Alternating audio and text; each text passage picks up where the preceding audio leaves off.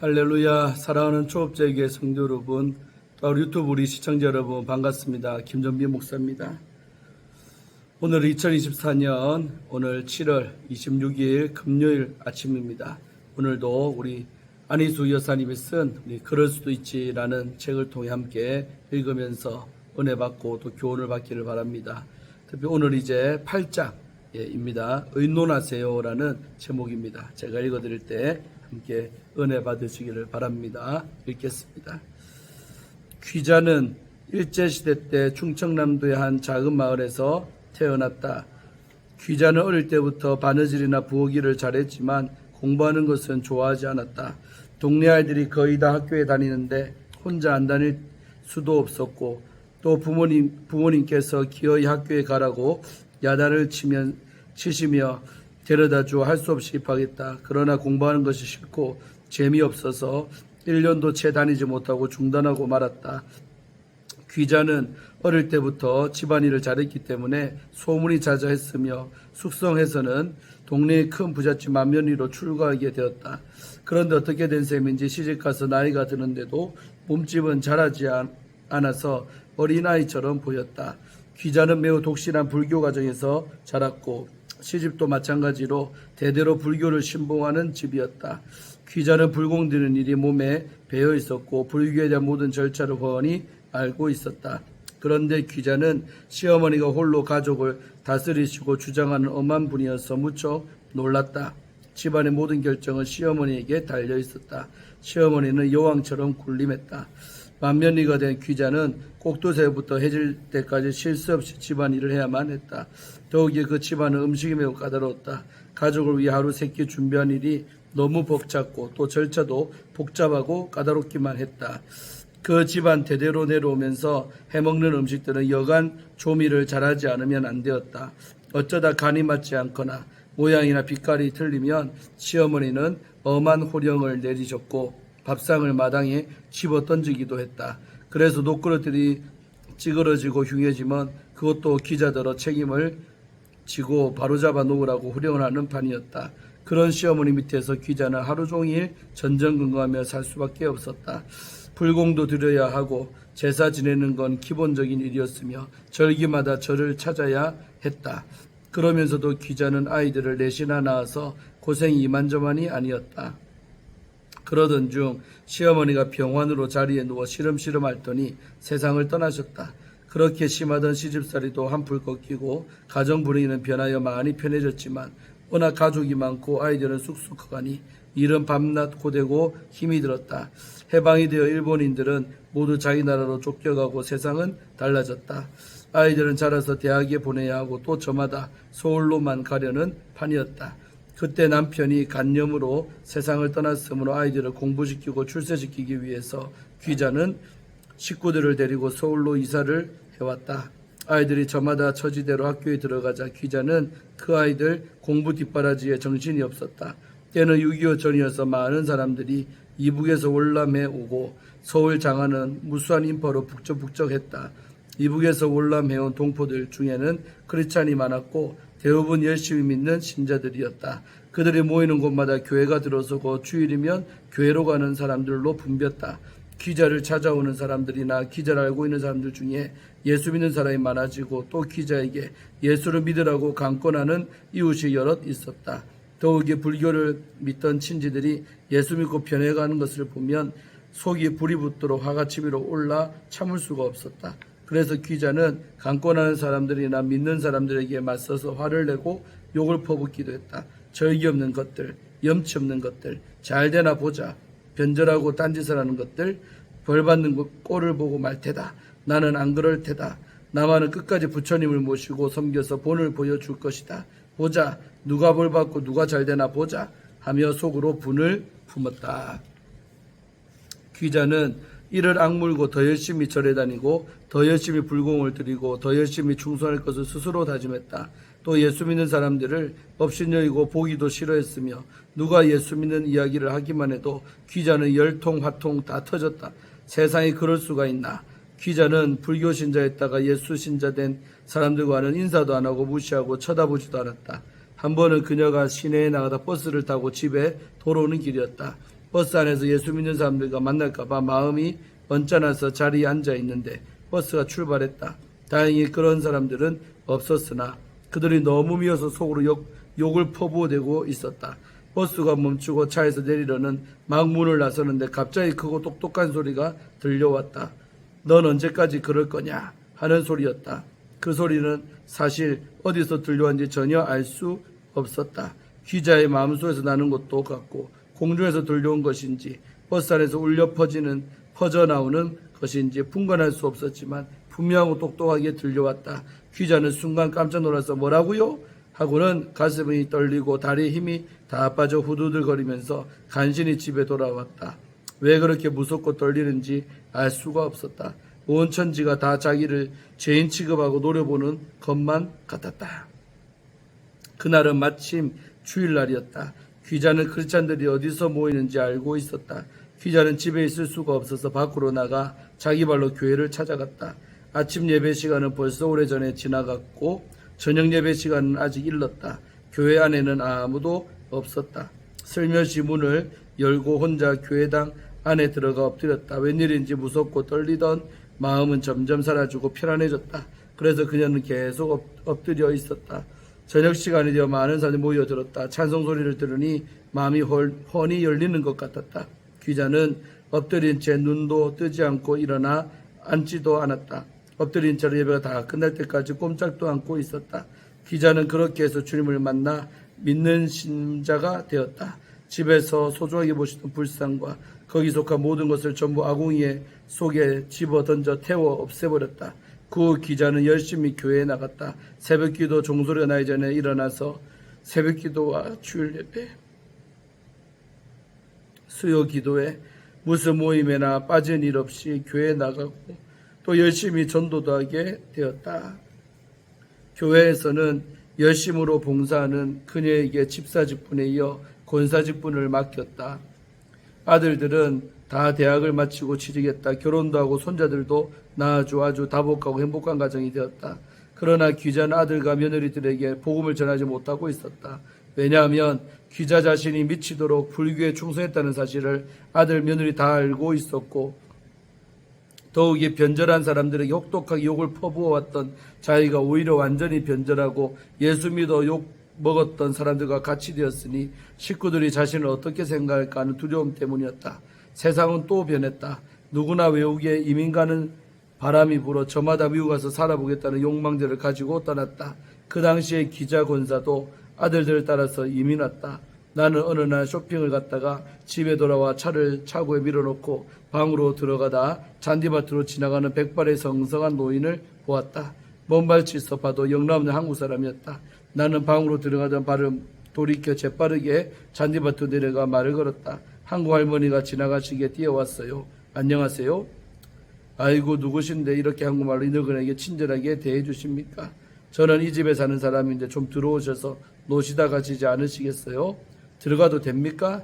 아이고 반가워. 나는 이 동네에 혹시 한국 사람이 살고 있지 않을까 해서 궁금했는데 이렇게 만나게 돼서 참 반가워요. 우리는 그렇게 만났고 또 서로 가까이 살고 있다는 것을 확인하고는 더욱 기뻐했다. 알고 보니 그녀는 권사였고 신실한 크리스찬이었으므로 나는 더욱 더 반갑게 했다. 우리는 금세 친한 사이가 되었다. 그녀는 맛있는 국도 끓여왔고 때론 된장찌개나 나물 무치는 것도 가져와서 같이 먹기도 했다. 또 차를 타고 어디든지 같이 가기도 하고 집에 있을 때에는 자주 찾아와 만나는 때가 많았다. 그녀에게는 한국에 남아있는 아들이 있었는데 공무원으로 큰 집에 살면서 아무 부족함이 없이 가족들과 단란한 생활을 하고 있었다. 그런데 어느 여름날 고기를 너무 많이 먹은 것이 급체가 되었는지 단 1시간 만에 세상을 떠났다는 기별이 왔다. 귀자 권사는 너무 뜻밖의 소식에 놀라 부랴부랴 한국으로 가 그 진상을 알아보았으나 어쩔 도리가 없었다. 그렇게 건강하고 행복한 가정사를 누리던 아들이 갑자기 세상에서 사라져 버렸다고 생각하니 하늘이 무너지는 충격이 아닐 수 없었다. 장례식을 마치고 미국으로 돌아온 귀자 권사는 실성한 사람처럼 입을 떡 벌리고 초점 잃은 눈으로 허공만 바라보았다. 한마디로 귀자 권사는 살아갈 힘을 다 잃어버렸다. 신앙은 있었지만 연단받지 않은 신앙이라. 그런 큰 시험이 다가왔을 때 대항해 갈 힘이 기력도 없었다. 그녀는 낮이면 먼 산 바라기가 되어 울고 밤이면 땅이 꺼지라고 한숨만 쉬며 나를 보냈다. 귀자 권사의 탄식과 슬픔을 날이 갈수록 더 해만가서 침식은 말이 아닐 정도였다. 미국에 사는 아들과 며느리들이 말리고 온 식구들이 아무리 위로해봐도 소용이 없었다. 그래서 나는 권사를 우리 집으로 모셔왔다. 본래 신경이 예민하고 유독 눈치가 빠른 귀자 권사는 내가 어려워서인지 아니면 마음속 깊이 박혀있는 신앙 때문인지 나와 함께 예배드리고 성경도 읽고 기도도 하기 시작했다. 권사님, 사람이라는 것은 언젠가는 죽는다는 것을 모르셨어요? 왜 몰라요? 알지만 제 아들이 너무 젊은 나이에 죽지 않았습니까, 사모님? 사람은 꼭 늙어서 죽는 거라고 생각하시나요? 카기야 어린아이도 죽지만 내 아들은 이제 30살도 안 되어서 죽었으니 말입니다.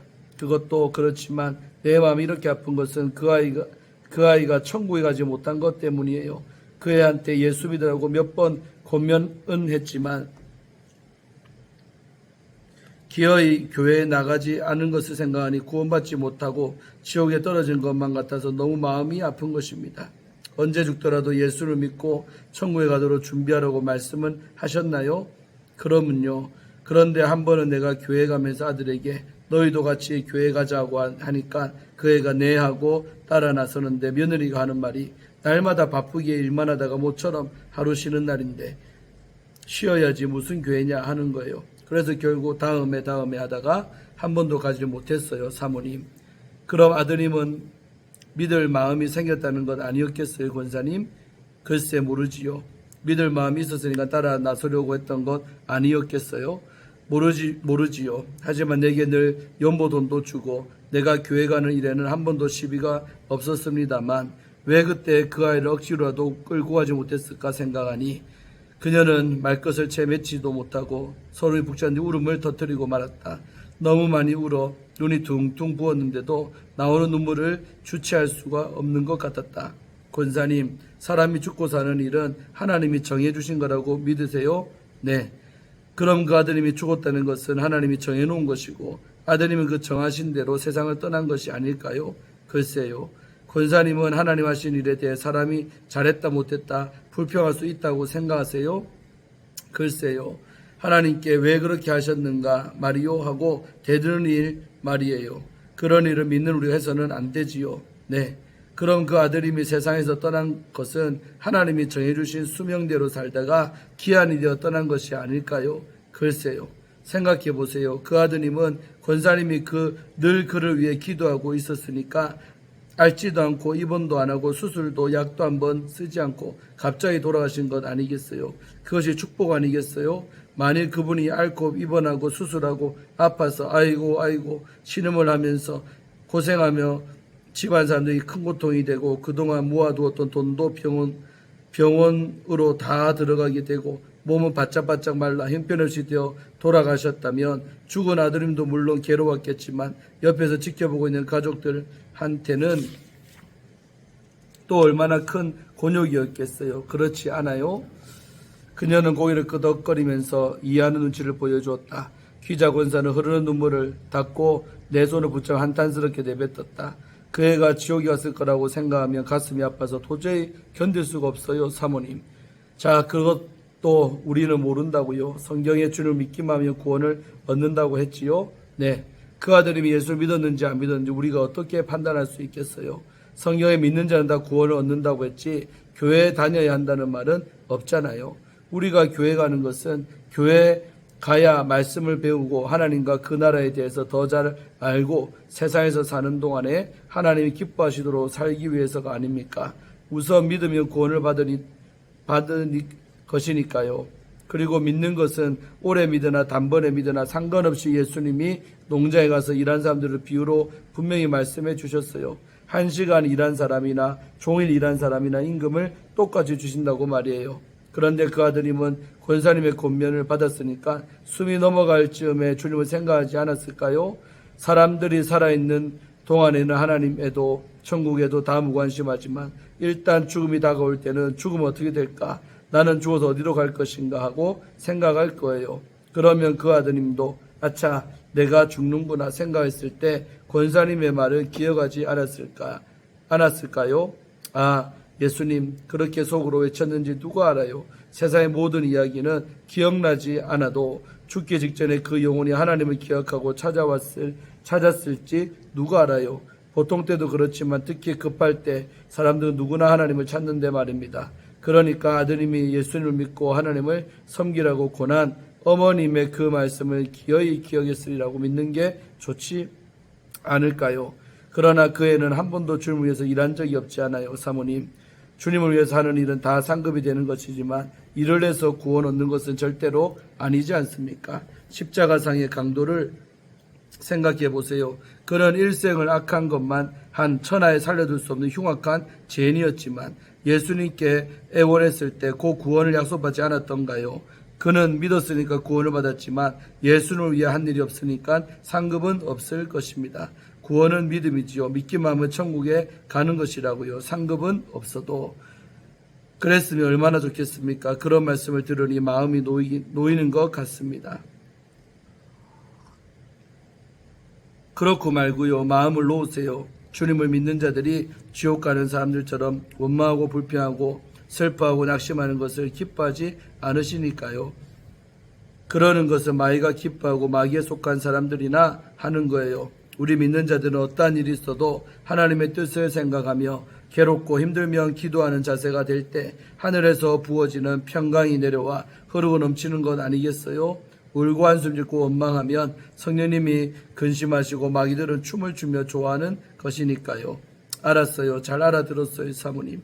그러고는 기자 권사는 눈물을 거두고 우는 대신 열심으로 기도하고 성경을 읽고 음식도 제대로 드셔서 힘을 얻어 자기 집으로 돌아갔다. 기자 권사는 연로한고로 생활보조를 받기 때문에 나라에서 경영하는 새 아파트로 이사해서 살게 되었다. 매달 초하룻날이면 정보보조금이 나온다. 그러면 권사는 맨 먼저 11조를 떼어 새돈으로 바꾸고 봉투에 넣고 나머지에서 얼마를 가지고 슈퍼마켓에 가서 제일 좋은 과일을 사가지고 내게 온다. 그러고도 마음이 평안치 않으면 꼭 음식을 해서 내게 가져오곤 한다. 나는 여러 차례 그러지 말라고 권했으나 권사의 굳고 결사적인 성격은 변하지 않았다. 그래서 나도 기자 권사의 새살림에 불편이 없도록 필요한 것들 이것저것 사러 다니며 즐거워했다. 기자 권사는 달라졌다. 얼굴에 화색이 돌고 또 어떻게 분주히 다니는지 버스표를 사가지고 슈퍼마켓과 시장에 가는 일이 잦아졌다. 하루에 3번씩 기도하고 금식도 자주 했다. 물론 교회 새벽 기도에는 빠질 일이 없었고 교회 모임에도 열심을 다했다. 예배 시간이 되기 전 한 시간이나 빨리 나와 기도로 준비하는 습관은 너무나 아름답기만 했다. 또 누구나 만나면 전도한 일을 잊어버리지 않았다. 평소에는 말수도 없고 말주변도 없었다.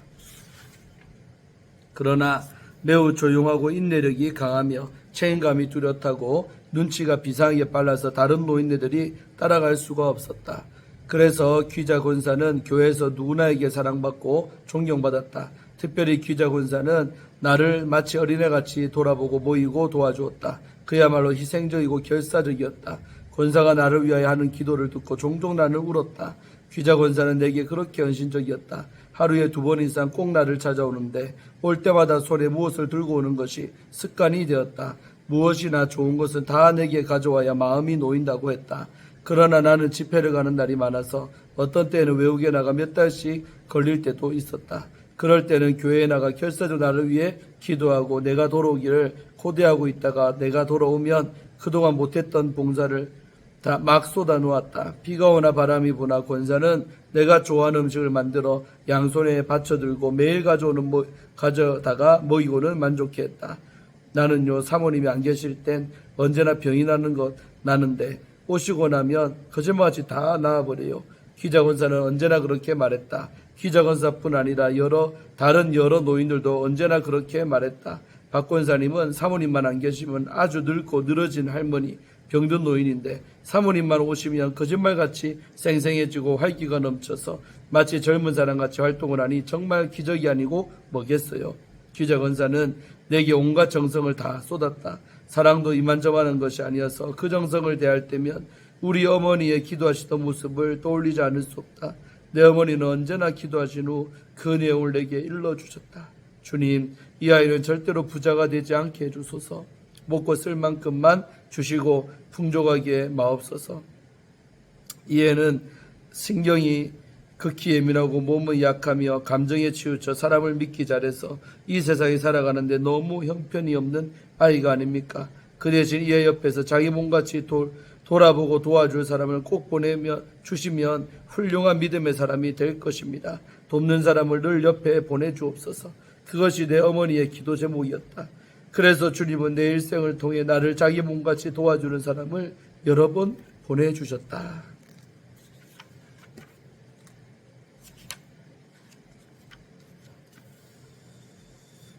네, 오늘 여기까지 읽겠습니다. 몇 장 남았는데 내일 또 이어서 읽겠습니다.